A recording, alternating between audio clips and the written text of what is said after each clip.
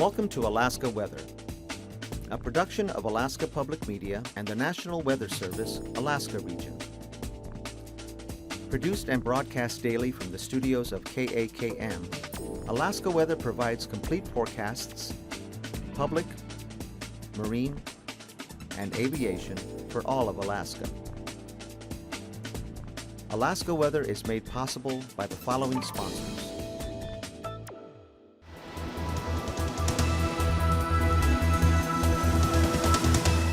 The National Weather Service. Good evening, everyone, and thanks for joining us for Thursday's edition of Alaska Weather. Tonight, advisories out for Fairbanks. That's a dense fog advisory there out through tonight and into tomorrow until conditions change. And wind chill advisories here. Got the whole area shaded, but it's specifically around Broad Pass. Gusty winds, temperature well below zero. Earlier today, wind chills down to about minus 65 or so. And that'll continue tonight and until the winds drop off. And then out to the west here, we've got blizzard warning out for the Kuskokwim Delta and Nunivak Island area. That's out until 6 a.m. tomorrow morning. Snow blowing, snow visibilities at times down to zero. No visibility with the blowing snow.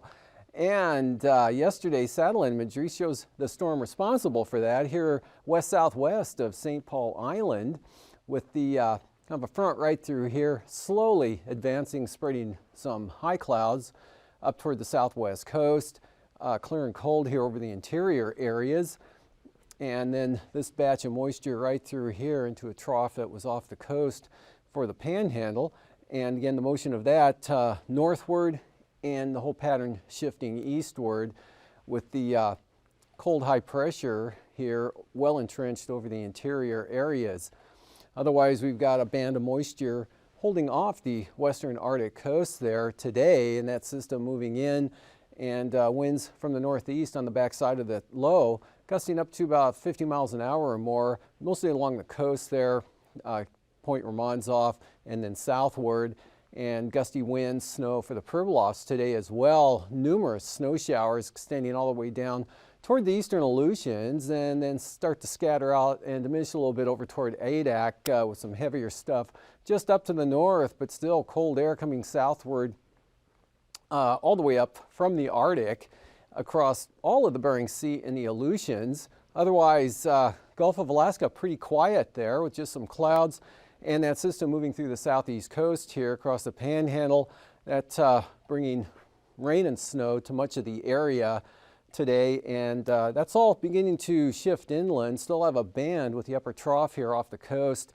And they'll probably spread some another surge of moisture in this evening. And then things will begin to taper off, scatter out, and skies clear toward tomorrow or toward late tonight, toward morning, and then throughout the day tomorrow. This system spreading eastward here, so clouds already beginning to spill in across the Alaska Range in toward Kodiak Island, but the precipitation staying out to the west here. And again, the strongest winds coming down the western side of that low center there, just near Kuskokwim Bay, and all the cold air, snow showers going on over the eastern Aleutians up toward the Pribilofs. On the chart, 984 millibars, the central pressure on that low there. Again, west-southwest of Kuskokwim Bay, more or less, and the front roughly lying in about that position here at 3 p.m. this afternoon. Areas of light snow coming eastward ahead of the front, up and around, and then the blowing snow and much stronger winds with the gradients tighter there from the Yukon Delta coast, sweeping in down across the Pribilofs, and then not so much wind, but a lot of snow showers there for the eastern Aleutians and peninsula, and again tapering off as you head out west. Up over the interior, quite a cold afternoon following a very cold night with some readings there not even making 50 degrees below zero this afternoon, specifically Tanana and Bettles, both at minus 51. And Tanana coming up from a low this morning of 59 degrees below zero. High pressure there over the eastern Tanana Valley. So pretty light winds here, not much wind at all. A few flurries up there on the Arctic coast, North Slope, same temperature pattern, minus 40s, right out toward Dead Horse and Nuiqsut. and those areas, but a little bit milder conditions here over the eastern interior due to cloud cover. And then gusty winds, North Gulf Coast, Copper River Delta, channeled areas of Prince William Sound, Resurrection Bay, but nothing too terribly strong. And then the areas of light rain and snow there with the main low, at least upper trough remaining off the coast today. One more shot coming through this evening. And then later tonight, especially after midnight, beginning to dry out, kind of a mixed precipitation pattern over the southern areas, mostly in the form of snow down to sea level to the north, but the entire trend is toward drying and high pressure developing there over the Yukon. So north winds increasing as well once the rest of that moisture goes through. High pressure in the Gulf of Alaska, light winds there. And not a lot of wind here associated with this front as it spreads a chance of light snow in toward Kodiak Island, up Shelikof Strait. Of course, heaviest amounts will be on the west side here of the Aleutian Range, but pretty good chance of some light snow, possibly pushing eastward here across Cook Inlet, up the valleys, right into the central interior there, which will make for a warmer night tonight, or that'll trend the temperatures upward from what they are right now here into at least the western Tanana Valley, with even an increase of moisture up to the northeast there. A little less in the way of clouds probably here for the eastern interior, so it could be a little colder there than what you saw last night. And winds diminishing, but still look for some blowing snow here again the entire night tonight. That'll be diminishing across the Yukon Delta and be mainly focused over Nunivak Island over toward about Bethel, and then a short ways up the Kuskokwim River from there. But periods of snow and milder temperatures again for the Kuskokwim Valley, and then a little bit of moisture here coming along the Arctic coast, mostly in the fog, in the form of flurries and areas of fog. Mostly fair, temperatures in the -40s for the north slope and areas of the Arctic coast. Widespread area of light snow and fog, again out over the Bering Sea, not much change at all. Snow showers, Adak, Atka, on over to Nikolsky and Unalaska, kind of drying out here over the Alaska Peninsula as that narrow band of light snow pushes through, but you probably won't end the showers altogether there in the Bering Sea side. And then for tomorrow, high pressure holds here over the Yukon, and that moisture shifts off to the east. Offshore flow, north to northeast winds there, clearing it out, so it should be just partly cloudy by the afternoon. Increase in the winds, gales for Lynn Canal and channeled areas, even higher gusts, along with freezing spray with some colder air working in. Lighter winds down to the south, but continued dry. Very narrow band here, kind of a weak front. Will keep a chance of snow, Kenai Peninsula down to exiting Kodiak Island, and then enhancing again back along the Alaska Range, back to the west, and then northeastward there. Across the central interior, Koyukuk Valley, a break right through here with some possible clearing, and then other trough spreading maybe some light snow onto the western Arctic coast, staying dry and colder to the east, and still lower flying conditions here, but not all that bad, possibly just isolated IFR now on the Bering Sea side of the Alaska Peninsula. VFR there on the south side. North winds continue, but not all that strong. But temperatures will keep, or the cold air in place there will keep snowfall levels down to the sea level location, with snow showers diminishing, higher pressure developing out to the west here. The next system there, southwest of the western Aleutians, will kick a front up. The first one rolls up and weakens, but that'll be good enough to bring gale force winds into the western Aleutians there, back to the west towards Shemya from the east and southeast. Precipitation, whatever falls, will be in the form of mostly snow. Could become mixed there towards the central Aleutian areas, but should be pretty light. Diminishing, just widely scattered snow showers here for the eastern Bering Sea Aleutian areas there. Pribilos, pretty light winds now, fairly light, all across the eastern Bering Sea to the Bering Strait, with a weak high pressure center setting up there near Norton Sound. Mostly fair, or areas of clearing, partly cloudy skies, variably cloudy. Temperatures still below zero through much of the interior, but again, not as cold, more clouds coming in. So it won't be quite as cold, but still well below zero, and a weak trough spreading some light snow, very light there across the eastern Arctic coast and north slope. All the storm activity here well to the south, even of the panhandle there, just northeast winds, cold temperatures, variably cloudy skies for the Panhandle, gale force winds, northerly canal, heavy freezing spray in the marine areas to the north, not so much to the south there. And otherwise, Kodiak looking pretty good now. Skies clearing out for Cook Inlet. That front completely washed out now. Lingering flurries, very light, especially by the afternoon, maybe over the mountainous terrain, but that's about it. Just kind of an area of cloudiness here, breaking out to the east over the Copper River Basin, and northwest winds picking up. Probably see gale force winds from Kamishak Bay across the Barren Islands, and small craft advisories for Kodiak Island, but again, heavy freezing spray in those areas. Temperatures this afternoon for the Panhandle, a lot of mid to upper 30 readings here over the central and southern areas, with 38 at AKwx.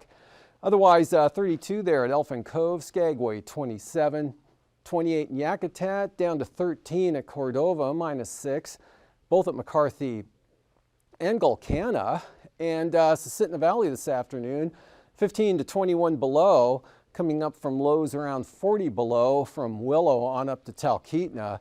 -4 this afternoon at Kenai, 19 Homer, and up north 38 below, -38 there at Fairbanks, 24 below at Tok. Northway even warmer than that, and but back to the west, 51 below as I mentioned there at Tanana and Bettles, and then more cloudiness here.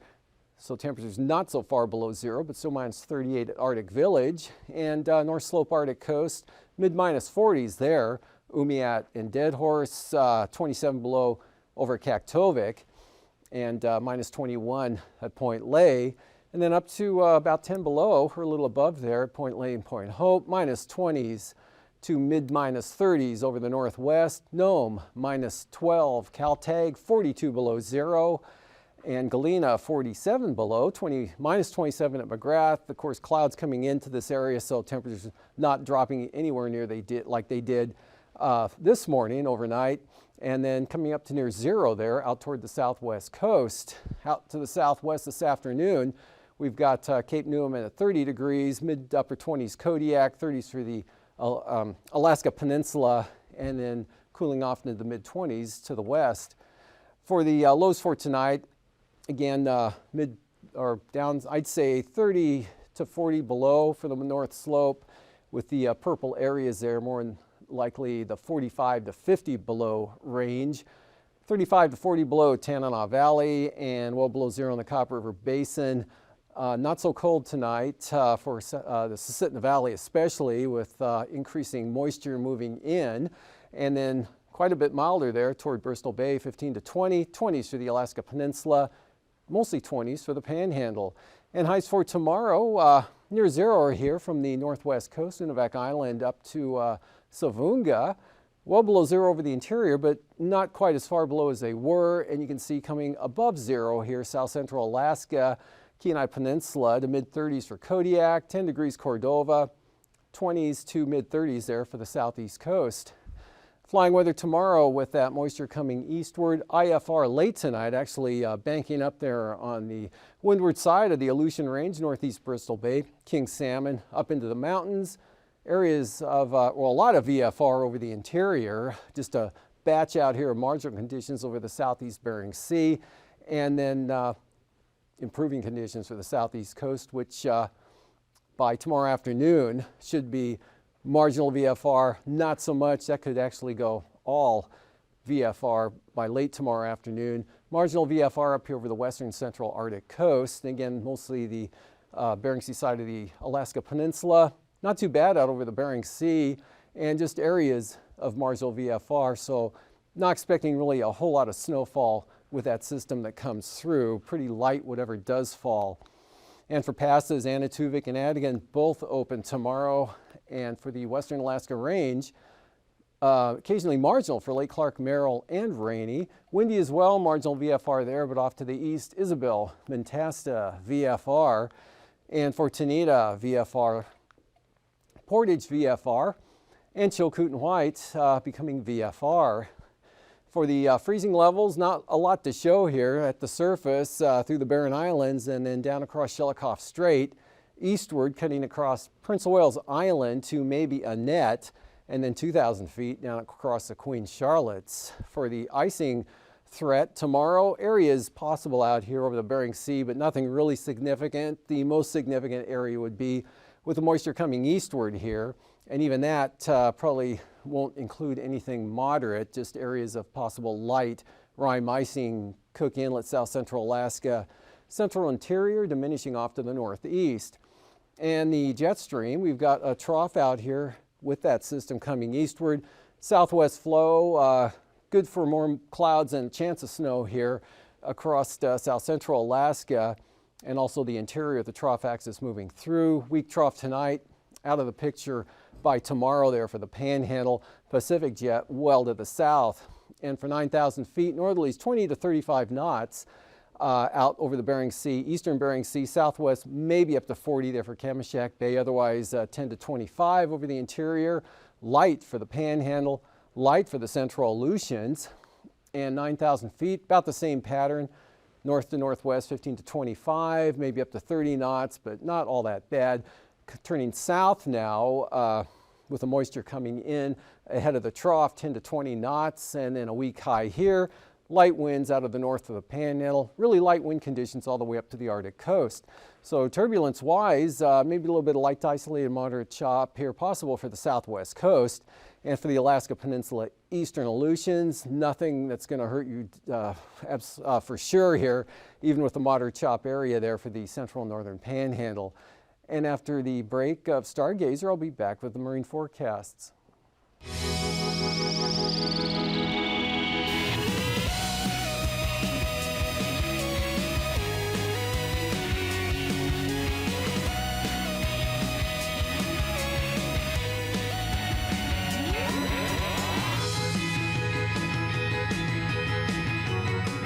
Length of the seasons.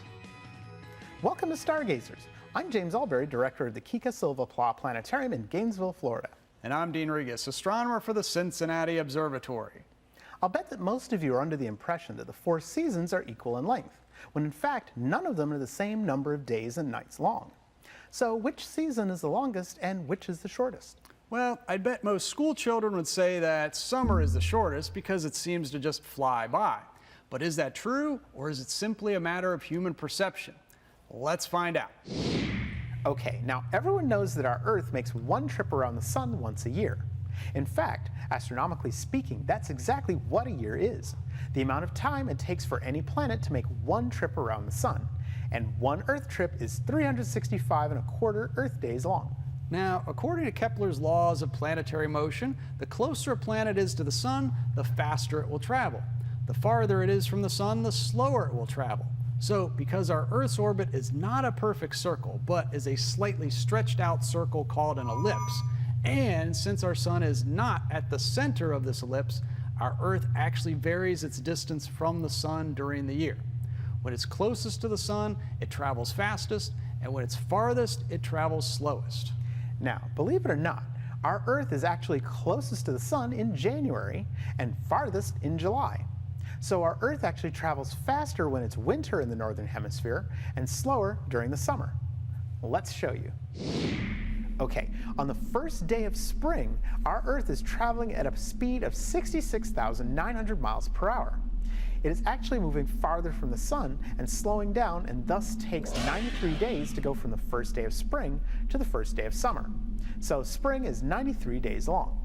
Then the Earth continues to slow down until it's at its furthest point from the sun, the first week of July, when it reaches its slowest speed of 65,500 miles per hour. Thereafter, because it's starting to move back closer to the sun, it slowly starts to speed up. Even so, it takes 94 days for our Earth to travel from the first day of summer to the first day of fall, which makes summer 94 days long. Then, as it moves closer and closer to the sun, it picks up more speed day by day, so that it takes only 90 days to travel from the first day of fall to the first day of winter. Thus, fall is 90 days long. And our Earth continues to speed up until it reaches its closest point to the sun the first week of January, zipping along at 67,600 miles per hour, which is 2,200 miles per hour faster than its speed in July. In fact, it only takes 89 days for our Earth to go from the first day of winter to the first day of spring. So even though summer feels like the shortest season to any school kid, winter is actually 5 days shorter and is the shortest season of the year for the Northern Hemisphere, and summer is the longest. Shifting gears a little bit, let's see what the planets are doing next week. Okay, we have our skies set up for any night this week, about an hour after sunset, facing southwest. High in the sky, you'll see the dazzlingly bright planet Venus. And just above it and to the left is the red planet Mars. Both planets are between the constellations of Aquarius, the water bearer, and Pisces, the fish. And for you early morning planet watchers, about an hour before sunrise, you can see Mercury and Saturn near the southeastern horizon. And you can see the giant planet Jupiter high in the sky, almost due south. And if you go outside before sunrise near the end of this week, you'll see the moon pass near Jupiter on January 19th, near Saturn on the 24th, and near Mercury on the 25th. So enjoy the shortest season of the year as you keep looking up.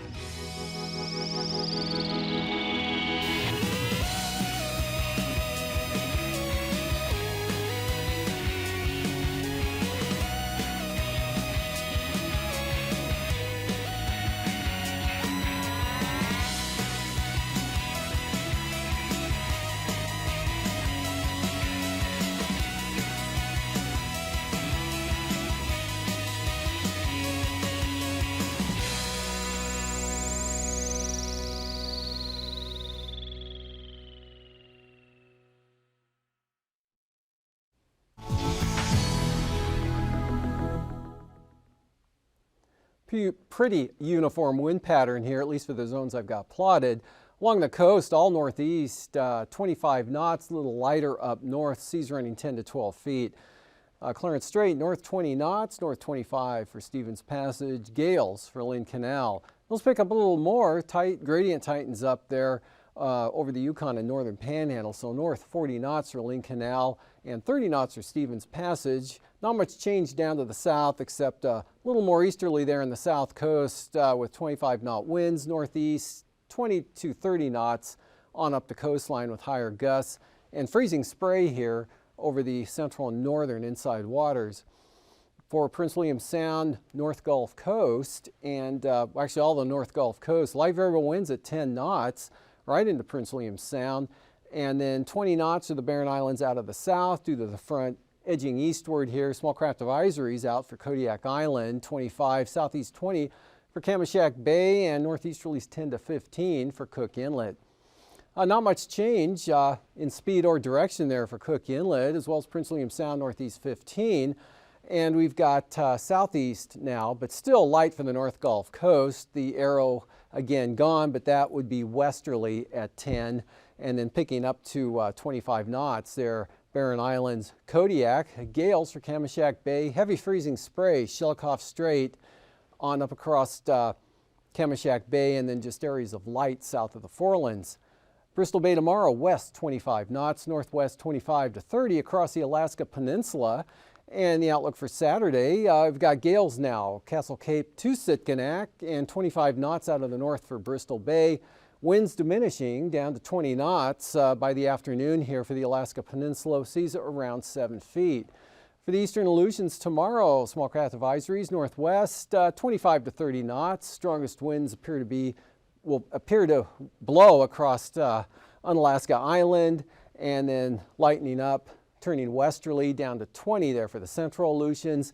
Even lighter west of Adak, turning southeast, actually starting out variable here tomorrow, and then by the late afternoon, southeast 20, seas up to 8 feet. And then the next front a little more potent. Actually, it's a weakening front, but hanging together enough to keep gale force easterlies here for the western half of the Aleutians, 30 to 35 knots, central areas, and then lighter and more variable down to westerly now for the Unalaska Island area at 15 knots. Southwest coast, north 25 to 30 knots. Looks like strongest south of Nunivak Island, seas 7 feet, 20 knots for St. Lawrence Island, and small craft advisories there for the St. Paul, St. George marine areas at 25 knots, 10-foot seas, north 15 for St. Matthew Island.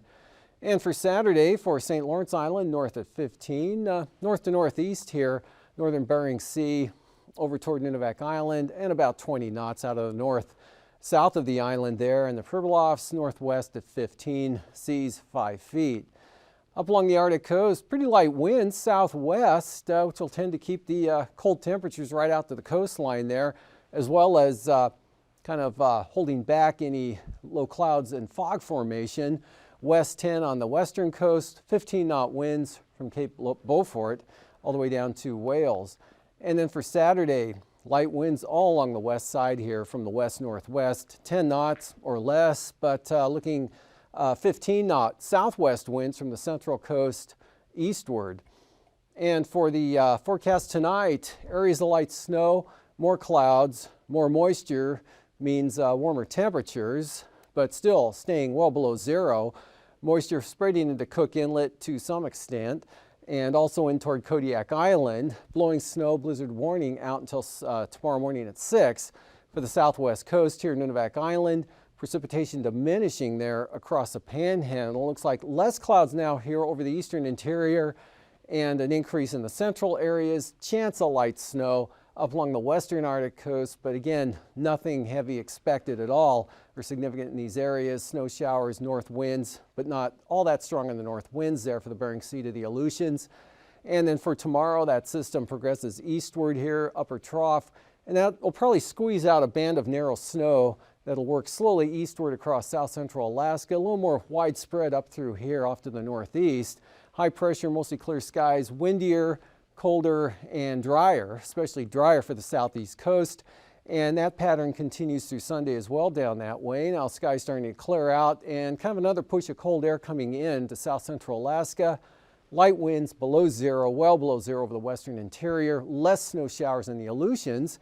And now storminess is starting to show up out over the western Aleutians. Have a great Thursday evening.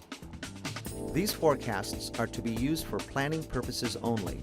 Call 1-800-WX-BRIEF for a formal pre-flight briefing. Always file a flight plan before you go flying. The U.S. Coast Guard Auxiliary urges you to leave a float plan with a friend or the harbor master before you go boating. Alaska Weather is made possible by the following sponsors.